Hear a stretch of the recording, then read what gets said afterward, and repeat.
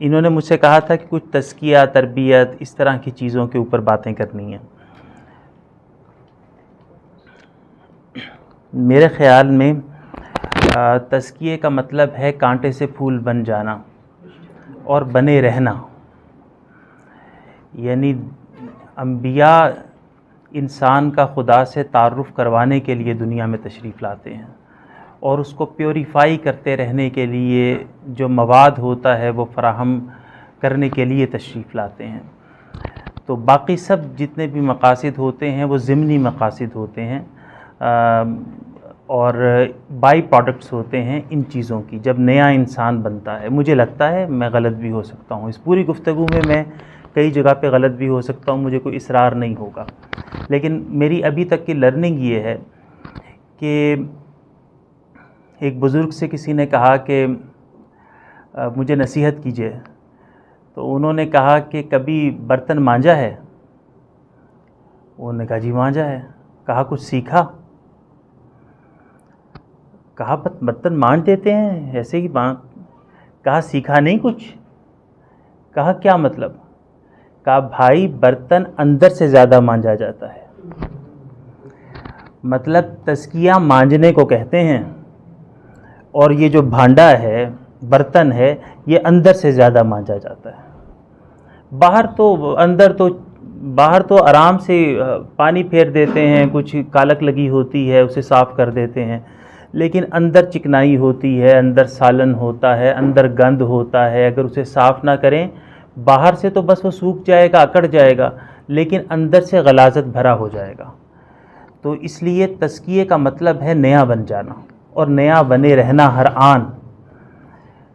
حضرت مولائے روم نے ایک مثنوی میں اپنی مثال بیان کی کہ یہ جو نفس ہے یہ ایسے ہی ہے کہ جیسے ایک لکڑہارا گیا جنگل کے اندر لکڑیاں کاٹنے کے لیے، وہاں پہ اس نے لکڑیاں کاٹیں تو اسی لکڑیوں کے ساتھ ایک سانپ بھی، صبح کا وقت تھا، سردی بہت زیادہ تھی، ترکی کے اندر ویسے بھی بہت سردی ہوتی ہے، داڑھی کے اوپر صبح میں بعض ایسے بھی علاقے ہیں کہ پانی برف بن جاتا ہے، تو وہ ادموا سا پڑا ہوا تھا سانپ، شاید زخمی بھی ہو، تو وہ انہی لکڑیوں کے اندر لگ کے ساتھ آ گیا۔ یہاں پہ انہوں نے صحن میں لکڑیاں بکھیر دیں، سورج کی شعاعیں اور کرنیں جب اس پہ پہلی دفعہ گریں تو اب وہ انگڑائی لے کے بیدار ہو گیا، تو کاٹ بھی لیا ہوگا یا کاٹا نہیں ہوگا۔ تو مولائے روم یہ بتا کے کہتے ہیں کہ تمہارا نفس بھی یہ سانپ ہے، اگر اس کو مستقل ضربوں کے ساتھ مارے جاؤ گے، ادموا رکھو گے تو یہ پڑا رہے گا، مرتا کبھی نہیں ہے۔ اس لیے جو مستقل نظر رکھتا ہے خود پہ، وَأَمَّا مَنْ خَافَ مَقَامَ رَبِّهِ وَنَهَى النَّفْسَ عَنِ الْهَوَىٰ، جو اس کے اوپر مستقل نظر رکھتا ہے وہ ہر آن نیا بنتا رہتا ہے۔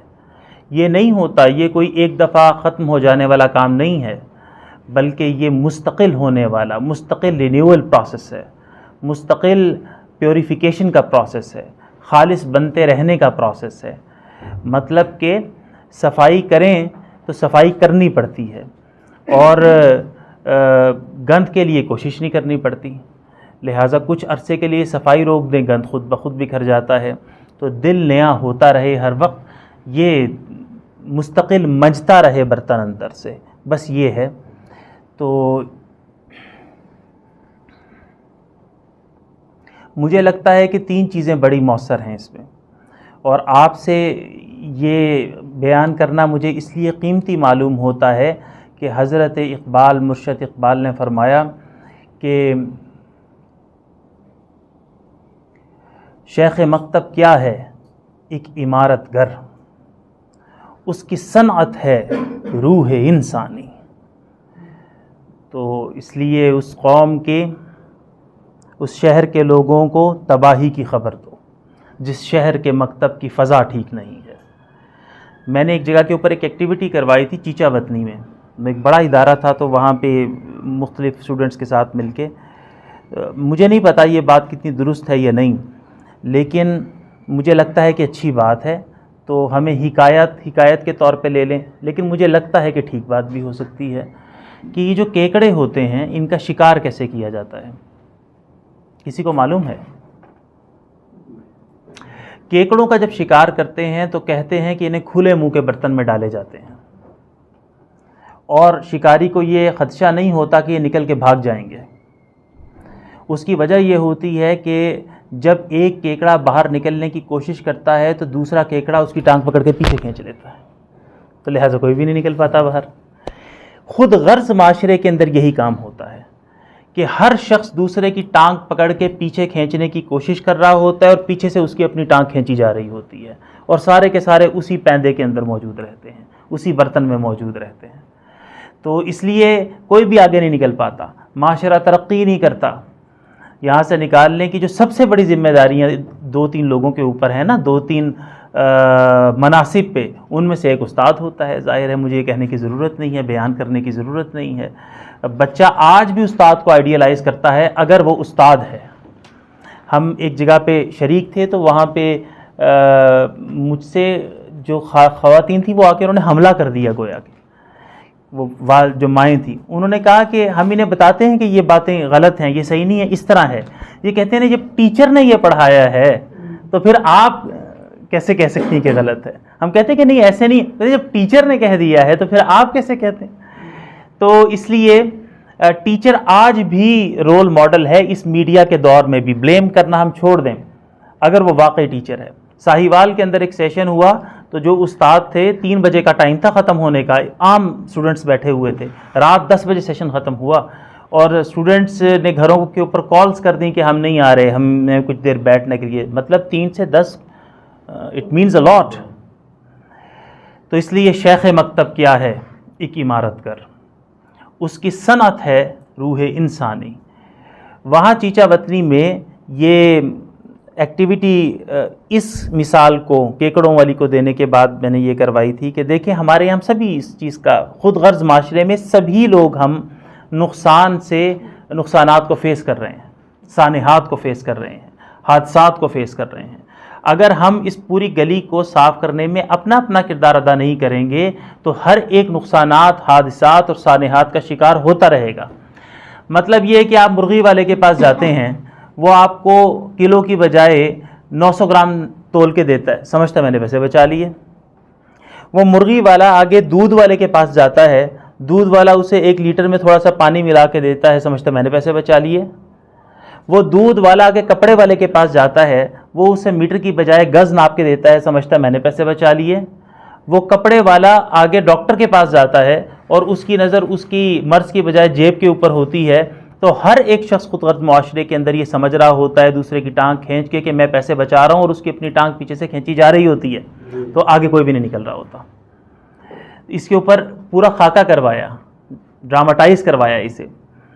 اس لیے یہ بہت ضروری ہے۔ 3 چیزیں اس نئے پن کے اندر مجھے تجربہ ہوئی ہیں کہ بہت اہم ہیں، اور چوتھی بھی اس کے ساتھ ہی عرض کر دوں گا، اس کے بعد بس ہم انشاءاللہ بات کر لیں گے۔ پہلی چیز ہے قرآن حکیم۔ اب یہ باتیں تو ہم بہت کہتے ہیں کہ قرآن حکیم یوں وہ، تبدیلیاں کیوں نہیں آتی؟ یعنی قرآن سارا کا سارا دل نرم کرنے والی باتوں سے بھرا پڑا ہے، لیکن قرآن کو پڑھ کے لوگ سخت کیوں ہوتے چلے جاتے ہیں؟ اس کا مطلب ہے کہ کہیں پہ پہلے کوئی خاص قسم کی اینکیں لگائی ہوتی ہیں، پھر قرآن پڑھنے آتے ہیں، دل بچھانے کے لیے نہیں آتے۔ یعنی خدا کو اپنی مرضی کے مطابق جھکانے کے لیے آتے ہیں، خدا کے مطابق جھکنے کے لیے نہیں آتے۔ کوئی اپنے مختلف پابندیاں ذہنوں کے اندر کچھ جمود اور تعصبات لے کے آتے ہیں، پھر وہی چیز نظر آنی ہے جو اینک لگائی ہوگی۔ جبکہ قرآن حکیم میں اگر تبدیل ہونا ہے نا، ہم نے نیا بننا ہے، تو اس کے لیے ضروری یہ ہے کہ اپنا ذہن خالی کر کے آئیں اس کے پاس، خالی کر کے، مطلب بری باتوں سے بھی خالی کر لیں، اور اہم بات ہے کہ اچھی باتوں سے بھی خالی کر لیں، کیونکہ خدا کے حضور آ رہے ہیں، تو پھر خدا کے رنگ میں۔ قرآن حکیم کو سمجھنے کے 2 طریقے ہیں۔ ایک وہ طریقہ ہے جسے فقہی انداز کہتے ہیں، یعنی احکامات شرعیہ نکالنا، یعنی حلال اور حرام کے احکامات نکالنا۔ یہ والا جو طریق ہے یہ سب لوگوں کے لیے عام نہیں ہے، اور نہ ہو سکتا ہے، یہ ایکسپرٹس کے لیے عام ہے۔ ہر ایک جو اپنی فیلڈ کے اندر ایکسپرٹ ہے اور حکم شرعی نکالنے کا طریقہ جانتا ہے، وہ اپنی فیلڈ کا حکم شرعی نکال سکتا ہے۔ اور عین ممکن ہے کہ ایک شخص جو فزکس کے اندر حکم شرعی نکالنے کا اہل ہے، وہ کیمسٹری کے اندر نہ ہو، وہ سیاسیات کے اندر نہ ہو، کیونکہ قرآن حکیم تو سبھی علوم کی بنیاد فراہم کرتا ہے نا۔ اس لیے یہ والا جو طریق ہے، یہ فقہی انداز ہے خود قرآن کے اوپر غور و فکر کا، یہ سب کے لیے عام نہیں ہے، نہ ہو سکتا ہے، کسی بھی فیلڈ کے لیے نہیں ہو سکتا قانونی احکامات نکالنا، تو یہ سب کے لیے عام نہیں ہے۔ بدقسمتی یہ ہوئی ہے کہ زوال کے دور کے اندر یہی طریقہ فکر عام ہو گیا، جس کے باعث یہ بات مشہور ہو گئی کہ قرآن سے ہر ایک آدمی رجوع نہیں کر سکتا۔ یہ بات پھیلا دی گئی کہ قرآن کے پاس جانا تو نہ سمجھ سکتا ہے ہر ایک شخص، حالانکہ خود خدا اعلان کر رہا ہے وَلَقَدْ يَسَّرْنَا الْقُرْآنَ لِلذِّكْرِ فَهَلْ مِن مُدَّكِرٍ، 4 دفعہ اعلان کیا، اور اس کے باوجود ہم کہے جاتے ہیں کہ جی یہ تو بہت مشکل کتاب ہے، حالانکہ خدا اعلان کر رہا ہے کہ سیکھنے کے لیے، یاد دہانی کے لیے بہت آسان بنا دیا ہم نے، اور ہم کہتے ہیں کہ نہیں، ممکن نہیں ہے۔ تو اس کی وجہ یہ ہے کہ پچھلے 150-200 سال کے اندر جو ہمارا زوال کا وقت گزرا، اس میں یہ طریقہ فکر عام ہو گیا، جو اسے ہم فقہی انداز کہتے ہیں۔ یہ تو ظاہر ہے کہ اسکالرز کے لیے تھا نا، جو اپنی اپنی فیلڈ کے اسکالرز ہوں، اور ایک فیلڈ کا اسکالر دوسری فیلڈ کا اسکالر نہیں ہو سکتا، ایسا ممکن ہے؟ ایسا ممکن ہے کہ ایک شخص 2-3 جگہوں کے اوپر ماہر ہو، باقی جگہوں کے اوپر نہ ہو، تو یہ کچھ علمی بات تھی۔ قرآن حکیم کا ایک دوسرا انداز ہے، یعنی اس چیز کو ذرا سمجھنے کی نہیں، فیل کرنے کی ضرورت ہے کہ یہ خدا کے الفاظ ہیں، یہ یوں خدا کے الفاظ ہیں، ایسا نہیں ہے کہ کسی فرد کے اوپر نازل ہوئے، اس نے اپنا معنی بیان کر دیا تو بیان ہونا شروع ہو گئے۔ خدا نے جیسے بولے وہی الفاظ ہیں، تو کتنا بڑا اب مجھے وقت نہیں ہے، نہیں تو میں تھوڑا سا کائنات کو کھولتا تو مزہ آتا ہمیں نا۔ اس لیے قرآن حکیم سے تعلق کا ایک دوسرا طریق ہے، جس کو امت نے 1200 سال زندہ رکھا ہے۔ وہ انداز یہ ہے کہ میں نے 24 گھنٹے کی زندگی گزارنی ہے، مجھے اپنے دل کو زندہ رکھنا ہے، پیوریفائی کرنا ہے، میرے تعلقات ہیں، میرے معاملات ہیں، میرے رشتے ہیں، میں نے ان کو امپروو کرنا ہے، میں نے اپنے کاروبار کو ترقی دینی ہے، میرا خدا سے زندہ تعلق ہے جو میں نے 24 گھنٹے کے اندر قائم رکھنا ہے، میں نے اس کی طرف رجوع کرتے ہوئے ترقی کرنی ہے، میں نے اپنی فیلڈ کے اندر ایکسیل کرنا ہے، مجھے کچھ دنیا کے اندر شوق ہیں، میں نے انہیں پورا کرنا ہے، میری زندگی کے کچھ خواب ہیں، میں نے ان کو ترتیب دینا ہے۔ یہ سب وہ معاملات ہیں جن کے لیے قرآن حکیم ایک ہی شخص کے اوپر اس کے علم کے مطابق، اس کے فہم کے مطابق، اس کے حلم کے مطابق، اس کے احوال کے مطابق ایک ہی آیت مختلف لوگوں کے اوپر مختلف معنی نازل کر رہی ہوتی ہے۔ یہاں پہ کسی تفسیر کی ضرورت نہیں ہوتی، یہاں پہ سمپل قرآن حکیم چاہیے، اور وہ اس پیورٹی کے لیے، اس خوبصورتی کے لیے، اس پیوریفیکیشن کے لیے وہ خود بخود کافی ہو جاتا ہے۔ یعنی کوئی وجہ ہے کہ یورپ کے اندر ایک انگریز جو ہے وہ آتا ہے، قرآن حکیم سادہ سا لے کے جاتا ہے، اور اس کے بعد وہ تبدیل ہو جاتا ہے، کیونکہ سادہ دل لے کے آئے تھے، ہم نے بہت ساری اینکیں پہلے سے لگا لیں۔ تو یہ والا جو انداز ہے، اس کو امت نے 1200 سال زندہ رکھا۔ یہ وہ چیز ہے جس کے اندر ہم کہانیاں سنا کرتے ہیں، قصے سنا کرتے ہیں کہ وہ سنتے تھے تو ان کے اوپر جھرجھری طاری ہو جاتی تھی، ان کی آنکھوں سے آنسو ٹپک پڑا کرتے تھے، وہ جھوما کرتے تھے، اور ان کو زخم بھی لگ جاتے تھے تو قرآن انہیں ہیل کیا کرتا تھا۔ تو وہ اگر اپنا تسمہ بھی ڈھونڈنا چاہتے تھے تو قرآن حکیم سے ڈھونڈا کرتے تھے۔ یہ والا وہ انداز تھا، یعنی اس انداز میں قرآن حکیم ایک کوچوان کے لیے بھی اپلیکیبل ہے، ایک سائنسدان کے لیے بھی اپلیکیبل ہے، ایک حکمران کی بھی 24 آورس کی ضرورت بن جاتا ہے، ایک عام انسان کی بھی بن جاتا ہے۔ یہاں پہ ہر ایک شخص کے لیے بیڈ بک ہے قرآن، جہاں پہ زندگی کے اندر کوئی معاملہ آیا وہ کھولے گا اور یہاں سے اسے دل کی زندگی مل جائے گی، اسے رہنمائی مل جائے گی، اسے کاروبار میں ترقی کرنی ہے، اسے فیصلے لینے ہیں، اسے درست انداز میں آگے بڑھنا ہے، اسے پتہ لگتا چلا جائے گا۔ یہاں پہ فقہی مباحث میں نہیں پڑھنا، اسی لیے میں عرض کر رہا ہوں کہ یہ ایک آیت ہوتی ہے، وہ مختلف لوگوں کے اوپر ان کے احوال کے مطابق، ان کے علم کے مطابق، ان کے فہم کے مطابق مختلف آیات، مختلف معنی نازل کر رہی ہوتی ہے۔